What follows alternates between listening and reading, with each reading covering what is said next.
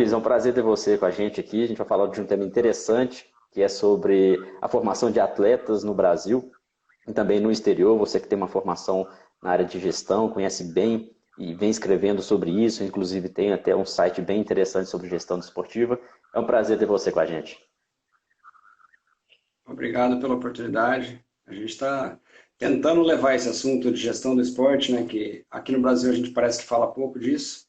A gente está acostumado com aquelas administrações mais amadoras, com o jeitinho da bola, né, que a gente que é do meio do futebol, a gente está acostumado com isso. E essa ideia de montar o site foi justamente para divulgar mais as teorias do meio da gestão do esporte e levar mais conhecimento de uma forma em geral, né? A gente acompanha que o nosso esporte, de uma forma geral, ainda anda meio patinando, meio precário. Então, por isso que a gente tentou desenvolver mais o lado do site. Legal. E queria que você falasse para o pessoal um pouco da sua formação, para quem ainda não conhece o site, não conhece o Luiz, sobre a sua formação dentro da área de gestão do esporte. Uhum. Tá. Na verdade, cara, eu comecei a minha carreira toda sempre focado em trabalhar dentro de campo. Então, eu fiz faculdade de Ciência do Esporte pela Universidade Estadual de Londrina. Tudo que eu fazia de trabalho, de estágio, sempre era voltado para trabalhar com futebol dentro de campo. E trabalhei no Londrina Esporte Clube, eu trabalhei no Atlético Paranaense, trabalhei também no Botafogo de Ribeirão Preto, aqui em São Paulo, trabalhei num clube lá no Pará, chamado Santa Rosa. Então eu tive muita minha experiência como assistente técnico, como treinador em alguns casos e depois como coordenador técnico também. Então eu tive bastante essa noção de como funcionava dentro de campo. E o que começou a me incomodar muito foi o entorno do campo, sabe? Os problemas que eu vi de falha de gestão. Então quase todos os clubes que eu passei, ou mesmo que eu tive contato, que às vezes eu nem trabalhei diretamente com o clube, eu reparava que tinha muito esse problema. Então, assim, a gente tem o que desenvolver dentro de campo, como treinador, como auxiliar, como preparação física, mas eu via que fora de campo a necessidade era muito maior. Tá? A nossa parte dentro de campo avança muito mais rápido do que a parte fora de campo. E aí foi a hora que eu decidi fazer um mestrado depois em gestão do esporte pela Uninove ali de São Paulo, né? Então, eu mudei um pouquinho o foco da carreira, né? Antes disso, eu tinha feito uma especialização de futebol em Viçosa, em Minas Gerais. Eu saí do Paraná para ir para Minas, né, só para fazer essa especialização, porque ela era específica de futebol. Então, assim, hoje em dia eu tento juntar o conhecimento que eu tive dentro de campo com fora de campo para fazer uma coisa mais coerente. Porque eu via que quem estava administrando não conhecia nada de dentro de campo. E quem estava dentro de campo, às vezes, está com a cabeça tão dentro dos problemas do campo e não tem noção do que se faz por fora. Então, o melhor exemplo que eu acho que eu posso dar disso tudo é trabalhar num clube pequeno. Porque você trabalha num clube pequeno, quase tudo vem na sua mão para você fazer. Então, você cuida do treino dentro de campo, você cuida da organização fora de campo, você tem que negociar com o patrocinador, você tem que fazer quase de tudo. E aí acaba sendo um aprendizado muito grande. Quando você está trabalhando num clube grande, normalmente você fica mais restrito só na sua posição, porque nas outras posições tem boas pessoas trabalhando também, né? Com uma formação adequada, tudo. Então você não consegue interagir muito com as outras áreas. Então, hoje em dia eu dou aula numa faculdade aqui em Itu, interior de São Paulo, né, chamada CEUNSP, e eu falo muito isso para meus alunos, eu falo, ó, vocês dificilmente vão começar trabalhando num clube grande. Normalmente vocês vão começar trabalhando num clube pequeno. E é a melhor oportunidade de todas, porque você vai acabar aprendendo de tudo. Você não vai ficar focado só numa única coisa. Você vai aprender um pouquinho de tudo, você vai ter uma noção melhor sobre o todo, né?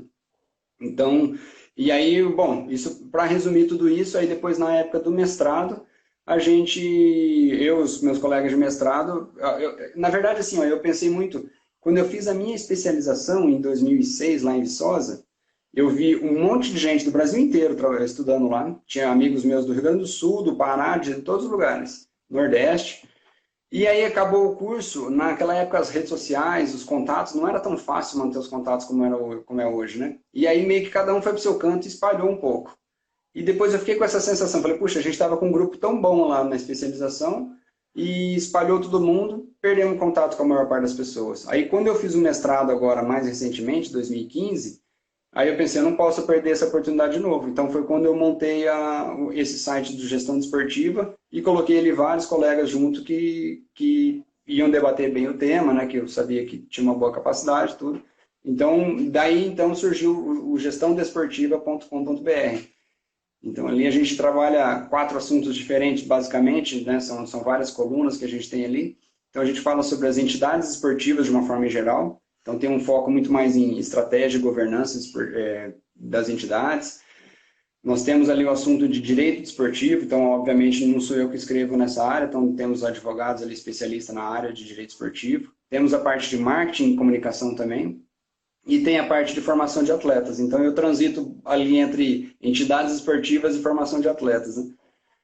É isso. Muito legal a sua trajetória, né, para estar desenvolvendo esse projeto.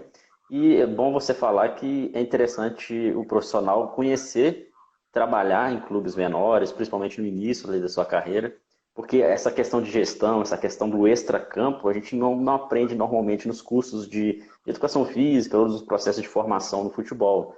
Então, realmente, há uma necessidade, né, de buscar esse conhecimento e nada melhor do que a prática ali para poder vivenciar, depois sim migrar para uma área que seja específica da gestão.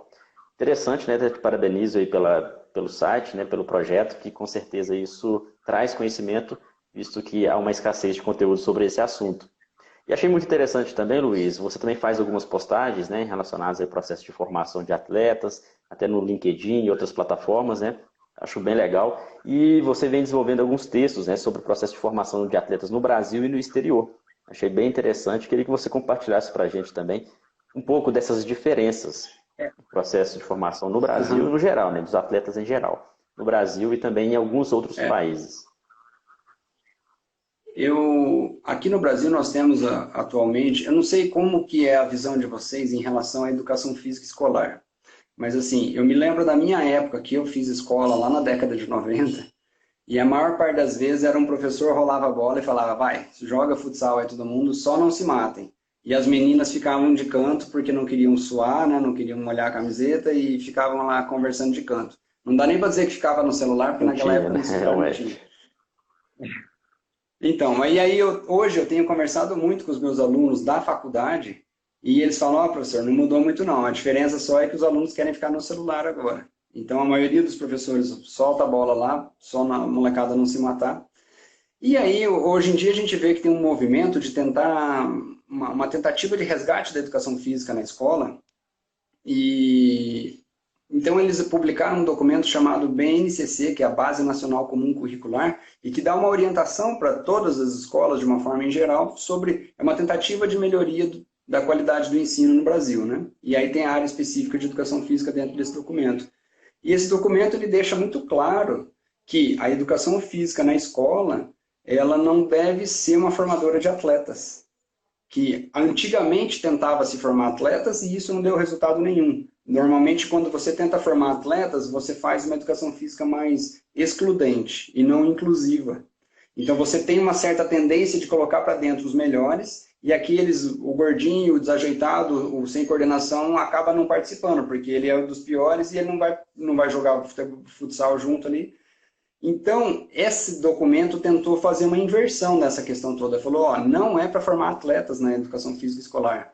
O que a gente tem que fazer é tentar fazer uma educação física mais inclusiva, em que a educação física escolar seja com uma forma de disciplina mesmo, ou seja, muitos conteúdos. Então, os professores passaram, além de prever as modalidades esportivas tradicionais, por exemplo, o handebol, o basquete, o futsal e o vôlei, quais mais modalidades que é possível apresentar nas escolas? É só apresentar, dar uma noção para eles, mostrar um contexto. Então, tem ali as instruções, né? Então, virou muito mais conteúdo disciplinar do que prática esportiva transformar em atletas. Esse é o dilema atual da educação física brasileira. Então, num desses textos que eu comecei a colocar ali, eu falei disso. Eu falei, bom, tudo bem, eu entendo esse movimento atual da educação física de querer valorizar a disciplina não como treinamento esportivo, mas como uma disciplina escolar mesmo. E mais inclusiva, de colocar todo mundo, trabalhar práticas de esportes radicais, trabalhar ginásticas. Então tem vários temas ali dentro que são acrescentados e vai muito além só das modalidades esportivas. E aí o professor tem essa missão de colocar vários conteúdos ali dentro. Então eu fiz uma introdução sobre tudo isso que eu estou te falando agora, mas então eu coloquei assim, ó, só que se a gente não quer trabalhar com atletas na educação física, até porque a educação física costuma ser uma vez por semana, 2 aulas no máximo, qualquer coisa assim.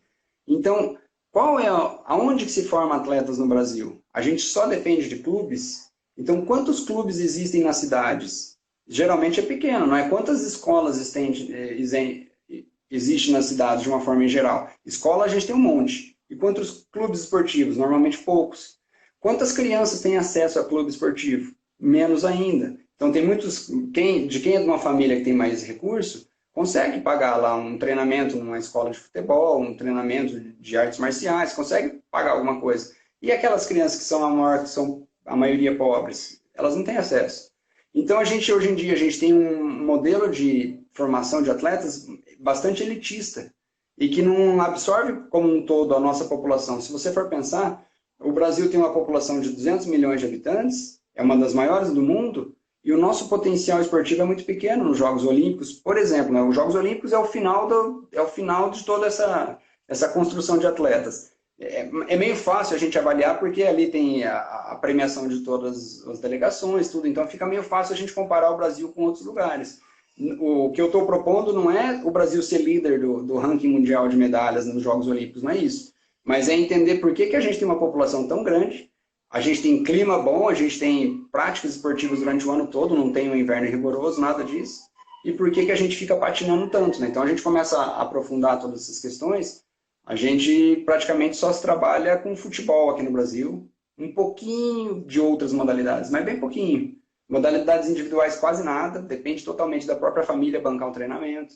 Então é nesse sentido que eu puxei essa reflexão, né, essas discussões. A gente vê que realmente há uma dificuldade dos próprios profissionais de educação física, né, de conseguir implementar alguma modalidade ou até mesmo o contraturno ali da escola. Muitas escolas não têm uma quadra ou uma estrutura com materiais adequados para iniciar esse processo de formação, como em outros lugares, em outros países, que a gente sabe que dá uma valorização. Porque falar de educação física, lógico, o esporte é um braço da educação física. A educação física tem ali as questões da dança, ginástica, os movimentos corporais, mas o esporte sim pode ser inserido, né? Mas, como eu disse, há vários problemas que os vários profissionais que às vezes estão aqui acompanhando a gente também sentem isso dentro do ambiente escolar.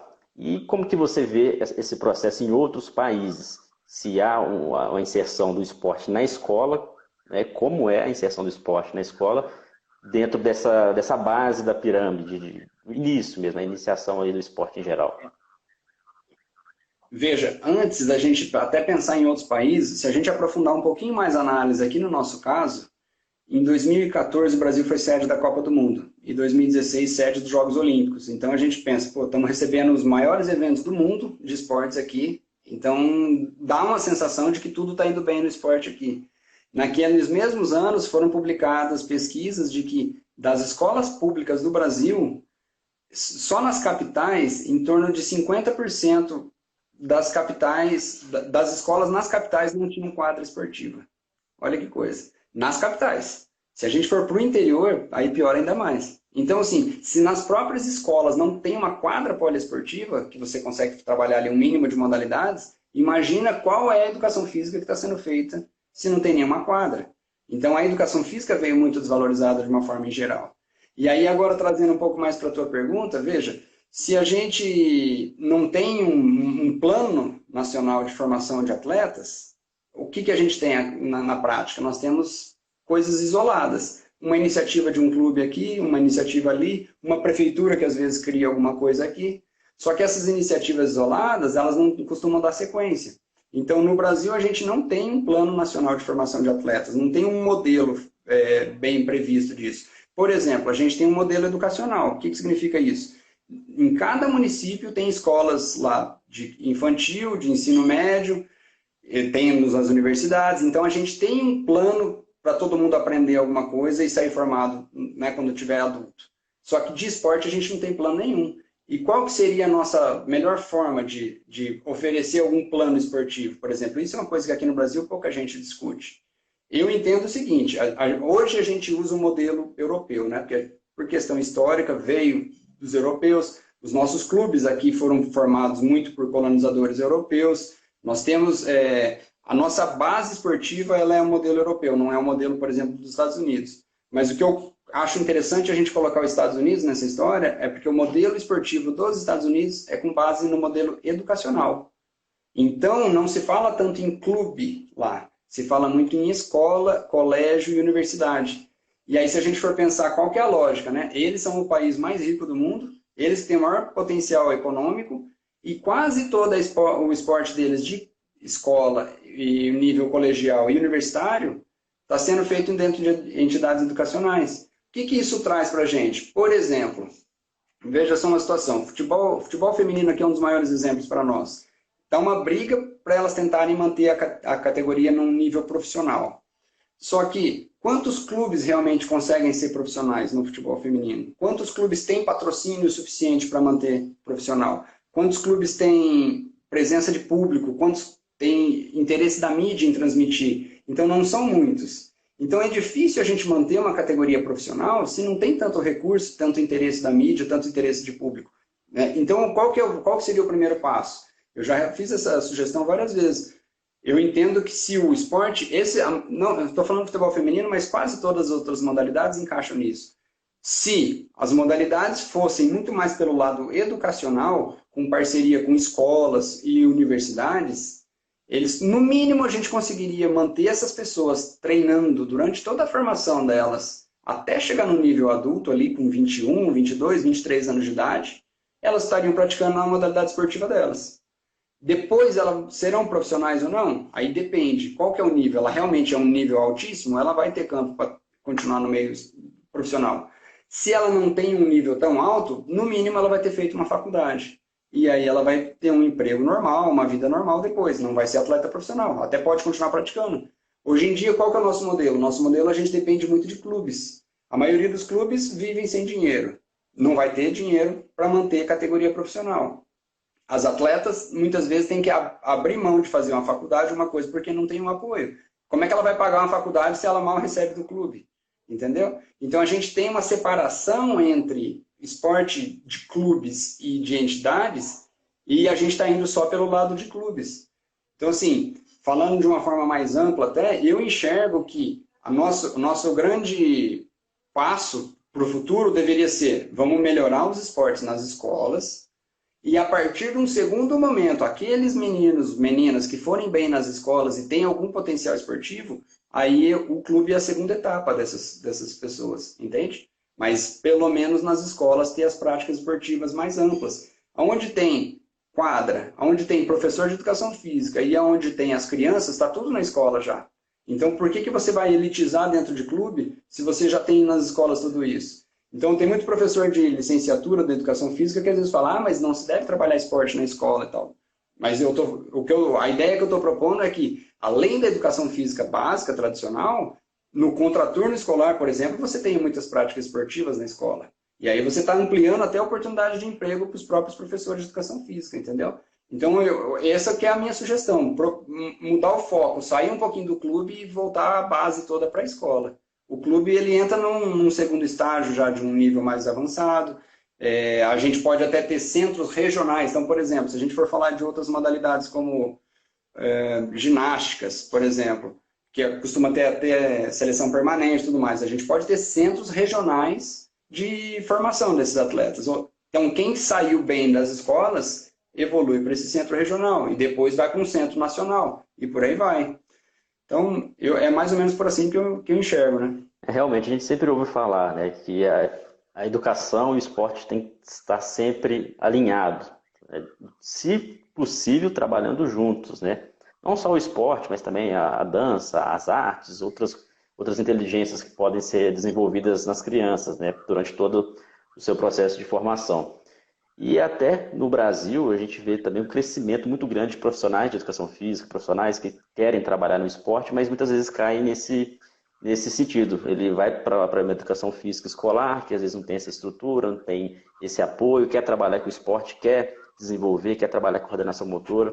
A gente vê aqui alguns comentários, né, do pessoal falando que deve começar na escola, assim, mas eu já trabalhei como professor de educação física em escola, sei quanto que é difícil, por mais que o professor tenha aquela vontade, queira trabalhar e desenvolver. Justamente porque a educação física em muitos locais, Luiz, não sei se você já viu ou sentiu isso, é colocado à parte dentro do processo educacional. O professor de educação física ele é excluído em alguns lugares, né, de outros professores mesmo, por não ser uma disciplina que não tem provas, não tem notas, não entra ali no processo de aprovação do aluno.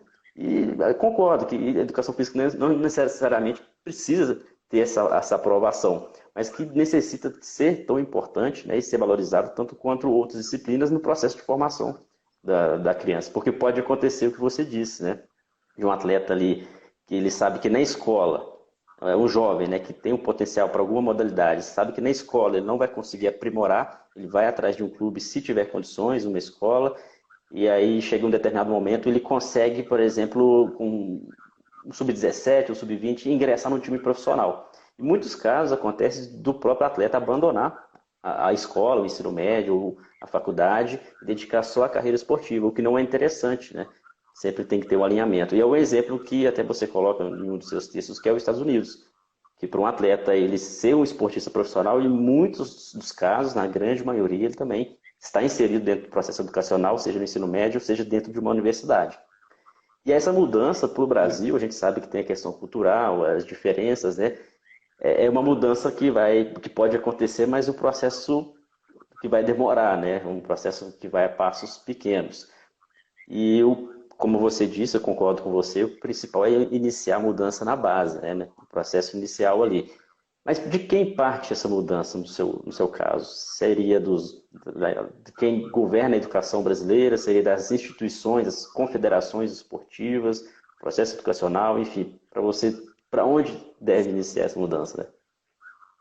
Então, aí essa é uma questão muito interessante, porque de quem que tem o poder, né? Se a gente for pensar, os políticos têm o poder, mas provavelmente os políticos não têm essa consciência do que a gente está propondo aqui, entendeu? Então, de quem que tem que partir? Realmente tem que partir dos profissionais que enxergam essa situação. Eu penso que deve partir também das próprias federações esportivas, principalmente aquelas que não têm muito recurso. Então, por exemplo, as federações de futebol, o futebol por conta própria ele vai para frente, porque aqui a cultura do futebol é muito forte. A mídia aqui é muito forte em cima do futebol. O futebol, bem ou mal, ele vai para frente aqui no Brasil. Agora, e as outras modalidades? Então, por exemplo, se eu tivesse na visão de uma federação, eu iria dizer, ó, a primeira coisa, a gente tem que aumentar a base de participantes, de atletas. Como é que a gente começa a aumentar a base? Indo para as escolas. A gente não vai ter tanto recurso para fazer tanto projeto, então a gente tem que começar a usar na própria escola. Você paga um adicional a mais ali para os professores, qualquer coisa assim, ou algum professor contratado que roda várias escolas. Você tem que usar onde está a base. É difícil você criar nova estrutura para tudo, né? Você tem que usar o que já existe. Então, eu penso que tem que ser um movimento das próprias federações, principalmente as que não são de futebol, são as que mais sofrem por falta de recursos. Tem que ser um movimento também dos próprios treinadores que enxergam esse tipo de situação, para daí sim propor e os políticos se mexerem lá em cima, né? Então, enquanto a gente vê a educação física escolar enfraquecida e ninguém faz nada por isso, ela vai continuar enfraquecida. Agora sim existe um movimento de transformar essa educação física escolar, com base no BNCC que eu falei, um movimento de tentar transformá-la com um caráter mais de disciplina. Então, assim, a conclusão que eu chego naquele texto. Então, tá bom, não querem transformar a educação física em formação de atletas, beleza. Mas aonde que vão ser formados nossos atletas? Se a gente só deixa para os clubes, a gente já está vendo que não dá certo. Se a gente também, a educação física escolar não dá conta, também estamos vendo. E daí? A gente vai ficar nessa há quanto tempo? Né? Então, se a gente tem uma das maiores populações do mundo, clima bom, a gente tem tudo favorável aqui para ser um bom país com formação esportiva, e a gente sabe que o esporte não é só ganhar medalha, o esporte ajuda realmente na questão educacional, ela tira muita criança de rua e coloca mais em contato com professores, dá mais disciplina para as crianças. Então tem muito lado favorável no meio do esporte. E às vezes a gente tem quadras ociosas. Então é isso que eu enxergo. É um problema muito mais de gestão e de visão de como reorganizar tudo isso, do que propriamente falando de recurso. Ah, vai ter que investir um pouco mais? Vai, mas quanto recurso é desperdiçado no Brasil no meio do esporte? Um monte, né? Então, nesse sentido, e aí tem uma outra questão que é assim, para quem estuda essa área de formação de atletas, tem uma teoria chamada caminho do atleta. O que significa esse caminho do atleta? Significa assim, ó, ter uma previsão da federação esportiva, por exemplo, e dos próprios clubes, quando que esse atleta começa, com qual idade, aonde ele vai gastar cada tempo dele durante tantos anos, aonde ele deve estar já na adolescência, para aí ele ter chance de chegar no adulto em boas condições. Então é aquele negócio assim, se a gente for trabalhar com meninos e meninas de ginástica artística, com qual idade que a gente tem que começar para a gente colher um atleta alto nível, por exemplo, com chance de Jogos Olímpicos? Você vai conversar com o pessoal da ginástica, eles vão falar, vai ter que começar lá com 3, 4 anos de idade, começar pequenininho. E se a gente for trabalhar com futsal, ou com basquete, ou com vôlei, então cada modalidade vai ter ali a data de início, mais ou menos, né? E por onde que essa criança tem que passar. Então, aqui no Brasil, eu enxergo assim, a gente tem muitos projetos esportivos, só que projeto esportivo com duração de 1 ano e meio, 2 anos. Aí depois esse projeto esportivo não tem o recurso renovado, ele é interrompido. Todas aquelas crianças que estavam praticando simplesmente perdem toda a sequência. Ou então a criança chega até 14 anos de idade, não tem a sequência desse projeto, ali também se perde.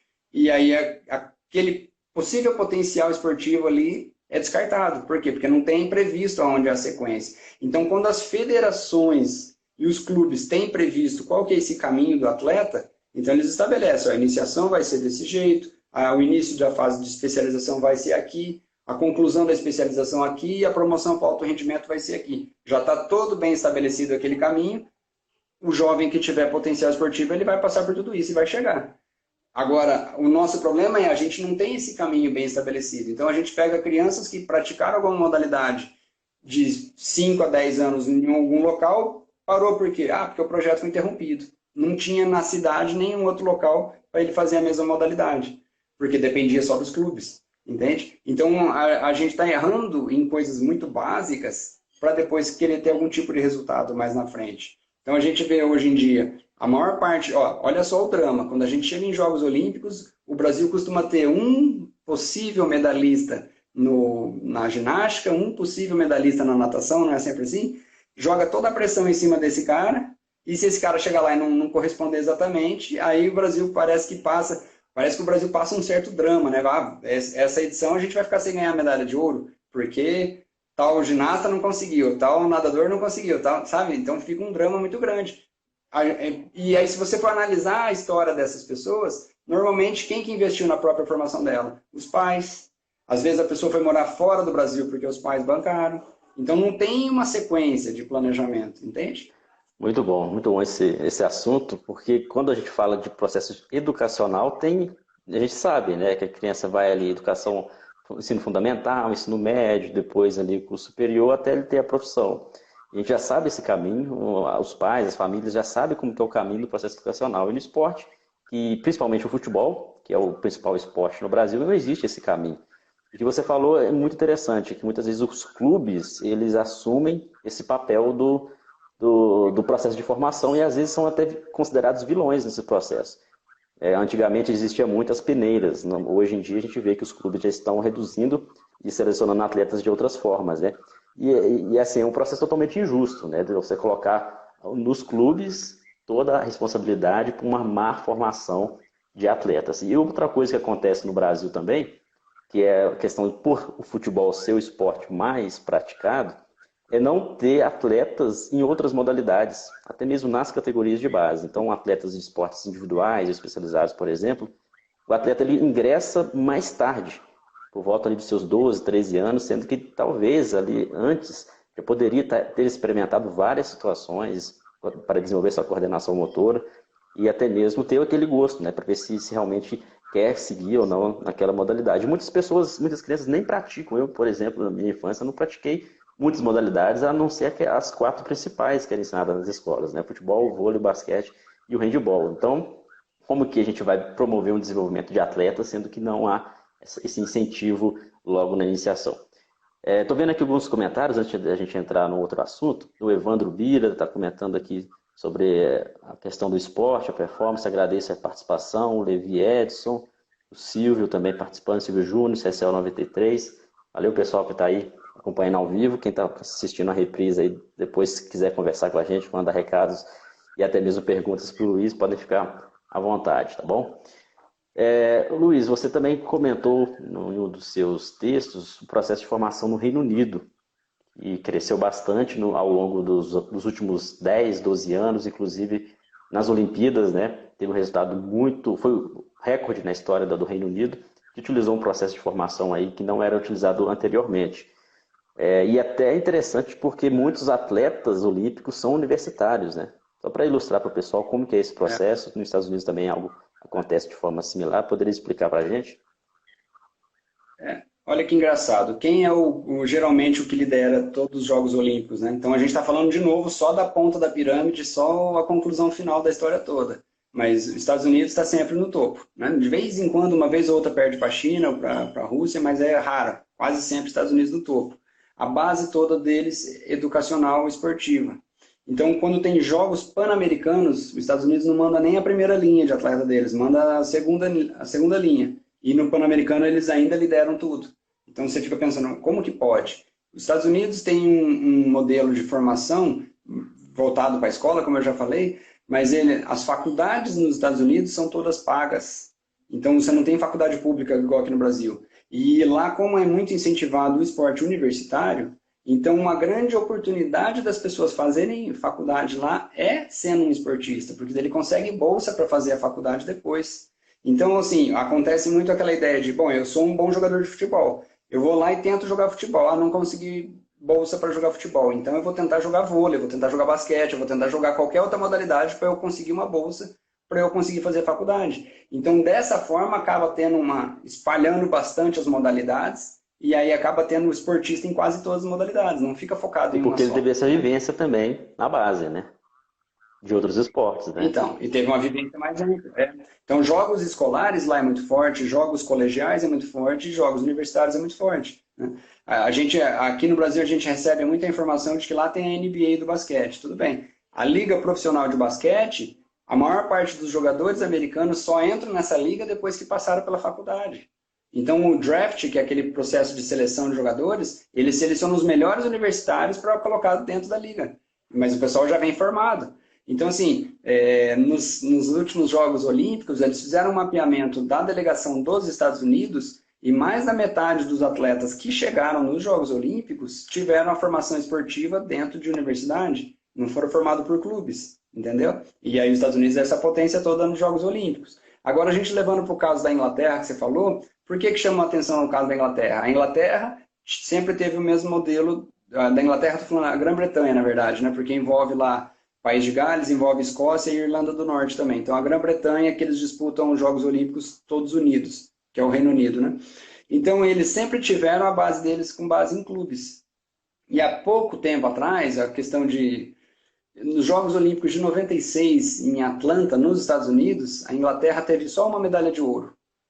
A Grã-Bretanha só teve uma medalha de ouro. E poucas medalhas. Então, mais ou menos aquele drama que o Brasil costuma viver de vez em quando, que vamos passar em branco nesses Jogos Olímpicos, não vamos ganhar medalha nenhuma. Então, os britânicos passaram por isso nos Jogos de 96. Depois disso, eles começaram a reformular o sistema de formação de atleta deles. E aí, o mais interessante foi, eles conseguiram sair de uma 36ª posição em 96 para depois 10ª em 2000, 10ª em 2004, depois eles subiram para 4º, 3º e 2º. Então, quando eles tiveram o jogo em Londres, em 2012, eles foram 3º. E agora, nos Jogos do Rio de Janeiro, eles foram 2º colocado. Então, ele só subiu, só melhorou. Lá no texto depois tem, né, certinho os dados para quem quiser acompanhar. Mas qual que foi a grande mudança que eles fizeram? E a gente está falando, isso é um processo de 20 anos, então não é um processo tão longo assim. Eles basearam, principalmente, começou a ter mais investimento, teve dinheiro.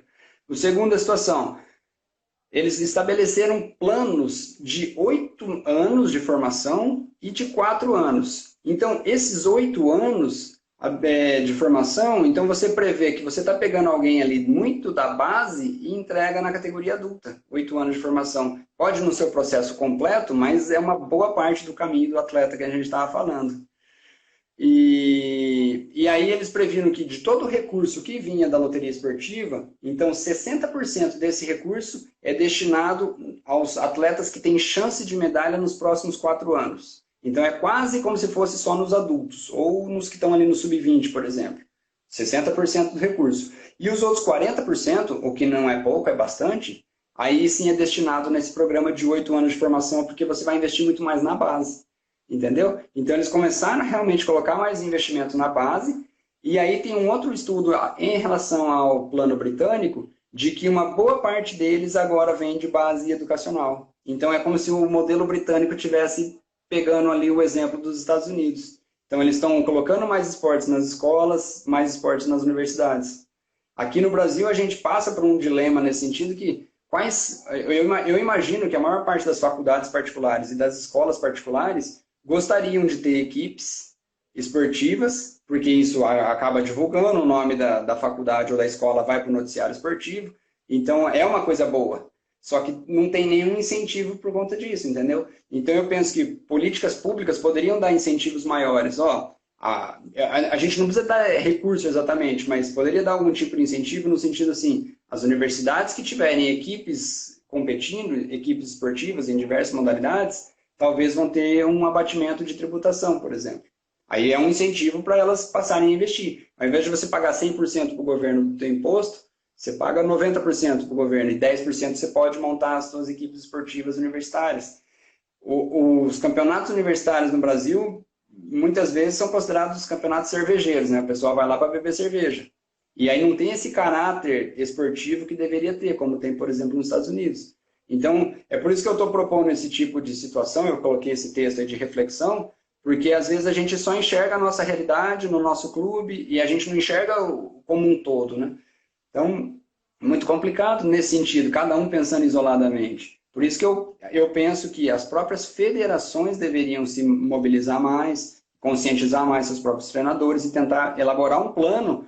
E aí, se várias federações elaborar um plano e chegar para os políticos, eu duvido que algum político vai reprovar esse plano. O problema é que até agora não existe plano nenhum. Existe muito individualismo, né? A gente percebe isso até no futebol. A maioria dos clubes, cada um só olha para o seu próprio umbigo. Ninguém pensa no bem do futebol como um todo, no bem da competição como um todo. Então, é meio complicado. Essa é a nossa realidade. É a realidade também de outros países, né, Luiz? A gente vê que o Brasil, justamente por a gente estar morando, né, vivenciar, mas muitos países também têm essa dificuldade, né? Então, países que têm uma educação séria, um país que, principalmente os países mais desenvolvidos, que veem a educação no modo geral, não só a educação escolar, como uma maneira de ter uma sociedade mais igualitária, uma sociedade também mais desenvolvida, prioriza todo o processo de formação do indivíduo. E o esporte não pode ficar de fora. Então, a partir do momento que a gente, quanto país, também tem problemas na educação, na organização da educação, né?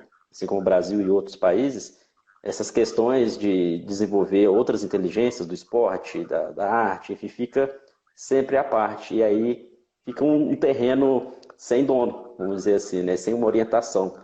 E aí um clube cria seu projeto, outro clube faz o seu caderno metodológico diferente. Você citou também os projetos, que muitos incentivos do governo, são os projetos que são até interessantes, mas que não têm um processo de longa duração. Em 1, 2 anos termina o contrato ou acaba o dinheiro. E nas próprias universidades, hoje a gente sabe que a maioria das universidades do Brasil que tem uma estrutura são as universidades federais, né? Algumas particulares também. Mas praticar esporte na universidade também não leva à carreira profissional. Então acaba que são vários buracos que a gente encontra no processo de formação que, em vez de ser sanado, tampado esses buracos e criado um projeto novo, cada um tenta tampar da sua forma, né? Cada instituição tenta organizar, e o que não é interessante. No caso que você comentou aí sobre o Reino Unido, o investimento, né, partiu tanto do governo federal e também das federações, né? Esse que seria, no caso, um caminho principal para essa mudança aqui no Brasil também, né? Então, mas é por isso que, assim, no caso do futebol aqui no Brasil, por mais que o nosso futebol seja mais ou menos desorganizado e tal, mas ele ainda consegue fazer funcionar. Porque, assim, a gente tem muito clube aqui no Brasil e tem muito interesse de patrocinadores, de mídia, então as coisas andam, bem ou mal andam. Então, por exemplo, uma criança quer começar a jogar futebol, começa com futsal, por exemplo, depois joga para uma escola esportiva, vai para algum projeto social.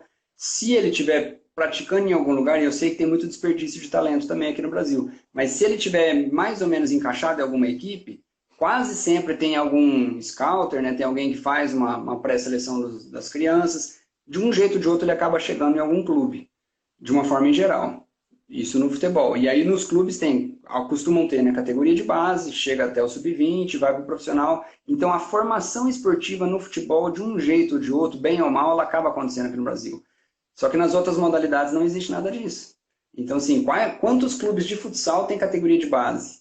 Poucos. Quantos clubes de vôlei têm categoria de base? Muito poucos. De basquete, menos ainda. E aí só estamos falando das 4 modalidades maiores e as outras, entende? Então, se a gente pega lá as modalidades dos Jogos Olímpicos, né? Não vamos falar de muito mais modalidades, só dos Jogos Olímpicos, quantas são? Quais são os trabalhos que são feitos aqui no Brasil? Quase nada. Então, assim, você às vezes repara que tem federações esportivas aqui no Brasil que ela até tem uma ideia de trabalho, mas não tem o número de praticantes, não tem a cultura, as pessoas não conhecem aquela modalidade, não tem espaço para praticar. Então é isso que você falou, fica cheio de buraco no meio desse caminho. E aí parece que ninguém está tendo muito essa visão assim do todo. Cada um só enxerga o seu próprio problema, né? E aí, essa relação do futebol também é interessante porque, por mais que tenha muitos praticantes, muitas pessoas querendo ser atletas de futebol, e funcione, até como você citou, né? Funciona até de certo modo, funciona até bem, mas desperdiça muito talentos. E muitos desses talentos que a gente sabe que é difícil o caminho para ser um atleta profissional, né? A gente vê que se só tem um esporte, muitas pessoas querendo ir para aquele esporte, a pirâmide cada vez mais vai se afunilar. Mas esses praticantes do futebol, né, se tivessem essa vivência de outras modalidades, poderiam ter a oportunidade também de ingressar em outras modalidades. Então, uma criança ali de 12, 13 anos que vai entrar num clube de futebol, ele também vai entrar depois num clube de basquete, ou num clube de vôlei, ou um outro esporte, né? Isso que seria interessante ter essas vivências e também inserir na base ali uma formação qualificada também de professores, profissionais que saibam lidar com essas modalidades. Então, acaba que, por mais que funcione o futebol, em muitos momentos a gente vê que há prejuízos em outras modalidades. E mesmo assim, o Brasil ainda consegue alguns resultados em Pan-Americanos, em Olimpíadas, né? Justamente pelos esforços mais individuais ou de patrocinadores em alguns atletas, né? Agora, imagine se a gente tivesse aí um sistema como o americano e como o britânico aqui no Brasil, quanto que a gente teria também de potenciais atletas e de resultados, né? Isso sempre vai se reverter em mais investimento, porque quanto mais atletas, mais medalhas, mais investimento vem para o esporte. E não só para o esporte profissional, como você citou o exemplo do Reino Unido, né? O esporte também da iniciação. Na nossa área, a gente costuma falar muito sobre os talentos esportivos, né? Talentos motores, por exemplo. Então, você sabe que você tem alguém que tem um bom potencial para jogar futebol, que seja, provavelmente, se você der um treinamento para ele de vôlei, de basquete, provavelmente ele vai desenvolver bem também em outras modalidades. Então, não é porque se fala muito folcloricamente, o dom, né? Ele tem um dom. Não é bem isso. É o tanto que ele está exposto naquela modalidade, ele vai pegando o jeito desde pequeno, vai treinando, vai aprimorando e vai melhorando. É assim mesmo. Então, eu costumo dar de exemplo para os meus alunos, eu não sei se você se lembra, acho que eu sou um pouquinho mais velho, tinha um jogador da Finlândia chamado Jari Litmanen, não sei se você se lembra dele, jogou no Ajax, jogou no Barcelona, jogou no Liverpool também. Esse cara estava lá com 15, 16 anos e ele teve que decidir se ele ia fazer a carreira dele pelo futebol ou pelo hóquei no gelo, porque ele tinha potencial para os dois. Então, assim, tudo bem, a gente pensa, a Finlândia é um país pequeno, tá certo, é um país pequeno, mas um cara que demonstra muita habilidade em 2 esportes completamente diferentes. Então, quanto talento esportivo que a gente não tem aqui no Brasil e a gente vai desperdiçando por conta disso. Então, se todo mundo tivesse uma prática mais ampla quando menores, poderiam escolher melhor depois várias modalidades. Tem vários casos aqui no Brasil de pessoas que falam, até tal idade eu tentei ser jogador de futebol. Aí depois o atletismo abriu uma oportunidade para mim, eu fui no atletismo e virou atleta olímpico. Aí você fala, pô, e o cara estava dentro do futebol? Então, só para completar a questão dos britânicos, os britânicos falam disso no sistema deles. Como é que eles melhoraram tanto assim? Eles colocaram lá vários testes, não só teste motor, teste físico, mas teste também psicológico, para tentar ajudar a identificação de talentos e direcionar eles para as modalidades mais corretas. Então, é você conhecer melhor a sua própria população e você direcionar melhor para onde que ela tem que ir. Então, assim, pode ser que algum caso dê errado? Pode ser, mas diminui muito mais o erro do que quando acontece aleatoriamente, como é aqui no Brasil. Perfeito. E uma coisa também que vale destacar é que por mais que a gente tenha uma mudança só na base, né, assim, uma maior prática, um incentivo, tem que haver vamos dizer assim, uma luz lá no final do túnel, onde a pessoa, o atleta, o jovem atleta, almeje. Olha, eu quero chegar até ali. Porque também de nada adianta ele experimentar 10 modalidades ali na infância e depois na adolescência ele se despontar com 2 ou 3, sendo que nenhuma delas ele vê caminho para se tornar um profissional naquela modalidade, né? Então aí ele se perde, pensa, poxa, não tenho chance, aqui na minha cidade não tem esse esporte, não tem um clube, não tem um incentivo, eu vou abandonar o esporte. E o que acontece muito com o futebol. Muitas pessoas tentam, só porque só sabem jogar futebol, e não conseguem, abandonam ali com seus 16, 17 anos e às vezes saem até das escolas e ficam aí pendentes em relação à sua formação escolar. Uma coisa que você falou sobre a formação de outros esportes contribuir para o futebol, isso é interessante porque a ciência já mostra isso, né? A famosa teoria do reinvestimento, que muitos atletas profissionais de futebol, inclusive, praticaram outras modalidades. A gente tem exemplos, você deu um exemplo do atleta finlandês, até o próprio Ibrahimovic, atuando hoje em dia, que é tão conhecido, ele me parece que é o taekwondo, ele tem a faixa mais avançada da modalidade. Então a gente vê que esses países têm essa preocupação mesmo de que o esporte ele tem que fazer parte da cultura educacional ali, da formação do atleta. Bom, Luiz, a gente tem vários comentários aqui, o pessoal agradecendo aí também esse bate-papo. Com certeza foi muito interessante a gente ter falado aí sobre o processo de formação, porque por mais que a gente saiba o que precisa ser feito, né, muitas das vezes nós professores, profissionais do esporte, profissionais de educação física, a gente não tem tanto poder para fazer essa mudança. Como bem a gente falou aqui, quem está nos governantes, né, quem tem autoridade para isso também deve entender. Mas nosso papel é sempre buscar, deixar isso claro, fazer reflexões em outros profissionais também, para que a gente também se mobilize e ajude, pelo menos aqui, essa voz, nossa voz chegue também a profissionais que possam estar ajudando a que o Brasil possa melhorar esse processo de formação de atletas, né? Então, o problema é que os governantes não têm a menor noção do que a gente está falando. Esse é o problema, né? Então, se a gente não entregar um plano bem mastigado para eles ali, do início, meio e fim, e tem até muito questionamento em relação aos projetos da lei de incentivo. Por exemplo, tem muito recurso, às vezes o governo fala isso, tem um recurso separado aqui para as leis de incentivo e ninguém captou. Mas você vai lá ver a burocracia que é para você conseguir captar o recurso, só os clubes grandes que acabam conseguindo praticamente. Porque você vai precisar de uma assessoria jurídica muito boa, você vai precisar de contabilidade muito boa, você vai precisar de garantias financeiras para você simplesmente não pegar o dinheiro do governo e não sumir com ele. Então, tem estudos questionando, fala assim, tudo bem, vamos supor, vocês têm aí um valor X aí disponível, só que quantos que realmente conseguem captar? Então, o problema é, o teu dinheiro não chega na ponta. Não adianta nada você falar que você tem aí milhões, bilhões para investir, e se as crianças que estão lá no meio da favela não têm acesso a isso. Então, eu enxergo que isso deveria ter uma remodelação também. Eu penso que o próprio governo deveria lidar direto com as federações e aí, localmente, as federações implantarem os seus próprios projetos. E não ficar dependendo de uma ONG lá do bairro, da favela, que ela chegar até em Brasília e conseguir captar. Não vai. A gente sabe que não vai. Então, a própria federação é que deveria fazer o meio de campo nisso, colocar toda a estrutura dela a favor, jurídico, contabilidade, tudo mais, elaboração de projetos, ela ajudar a trazer o recurso para a própria federação e a federação encampar depois esses projetos em que ela consegue fiscalizar mais localmente ali, né, no próprio estado e tal. Então, assim, não adianta só falar que tem recurso disponível se ele não chega na ponta. A gente tem que fazer chegar. Como é que faz para chegar? Então, esse tipo de ideia que eu estou debatendo nesse monte de texto, né, de reflexão que eu coloco aí para todo mundo também. Quem quiser contribuir, para falar a verdade, eu não sou o dono da verdade não, sabe? Eu estou vendo um monte de coisa errada e que eu vejo que pouca gente alerta sobre isso. Então é por isso que eu resolvi abordar esses assuntos. E outra coisa que você tinha comentado interessante é sobre os principais países, né? Então se a gente for olhar assim de uma forma em geral, a gente já sabe mais ou menos, né, quais são os países considerados de primeiro mundo e tudo mais. Mas aí quando a gente olha lá no reflexo no quadro olímpico de medalhas, a gente sempre tem lá, por exemplo, a Austrália entre os líderes, Holanda. A Holanda tem uma população pequena, mas tem muita organização. Agora tem a Grã-Bretanha, né, que está sempre entre os líderes. A Itália está sempre entre os líderes. A própria França. Então, assim, o que será que esse pessoal faz tanto? Então, eles têm projetos melhor estabelecidos, têm uma cultura melhor estabelecida e não fica só dependendo do futebol.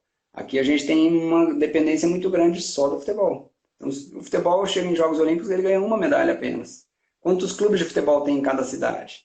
Numa cidade grande pode ter bastante, mas numa cidade pequena às vezes só tem um clube. Um clube com uma categoria de base que cabe 20 atletas. E o resto, toda a população, o que faz? Não faz nada, está todo mundo excluído. Entende? Então é nesse sentido que eu acho que vale a pena a gente repensar, né? Com certeza. Luiz, agradeço mesmo a sua participação, um papo muito legal. Convido a todo mundo aqui que está ouvindo, tanto o podcast ou assistindo ao vivo a nossa reprise, acompanhar no gestãodesportiva.com.br alguns textos aí muito legais em relação a esse processo de formação. E te parabenizar por esse trabalho, Luiz, porque realmente é um trabalho que é difícil a gente enumerar, né, trazer todos os pontos de que precisa melhorar aqui no processo de formação no Brasil e também a coragem de mostrar onde que estão os erros, né, quem são os possíveis, os culpados, vamos dizer assim. E é um trabalho difícil e realmente parabenizar porque isso faz com que mais profissionais também se empolguem em estudar sobre isso e dentro das suas realidades também tentar mudar alguma coisa, porque é o que a gente vem dizendo durante esse bate-papo, né? A mudança tem que acontecer de cima, mas todos os envolvidos também têm que estar dispostos também a fazer essa mudança acontecer, né? Não adianta apenas um só lá em cima mudar, mas os professores na base não tiverem também essa vontade, se os clubes também não tiverem essa organização. Então, acho que esse trabalho seu é bem valioso nesse sentido. E agradecer mesmo a sua disponibilidade. Espero que em breve a gente possa conversar aqui novamente. Tá bem, muito obrigado pela oportunidade, parabéns pelo trabalho que vocês fazem também. Convidar, né, para quem tiver interesse, então, acessar ali o Gestão Desportiva, com D, gestãodesportiva.com.br, e ali a gente trata de vários assuntos, não só dessa parte de formação de atletas, né? Então, acho que pode ajudar quem está mais interessado na área de gestão mesmo, e compreender um pouco, né, como que a gente estuda a área, quais áreas que a gente estuda também, como que aprofunda em cada uma dessas áreas. Eu acho que é bacana, ajuda a evoluir, né?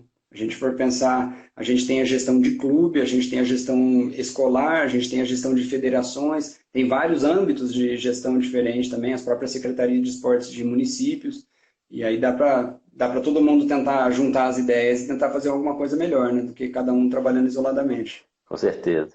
Beleza, muito obrigado. Luiz, grande abraço. Até a próxima, pessoal. Obrigado aí pela participação. Até mais. Obrigado, um abraço, até mais.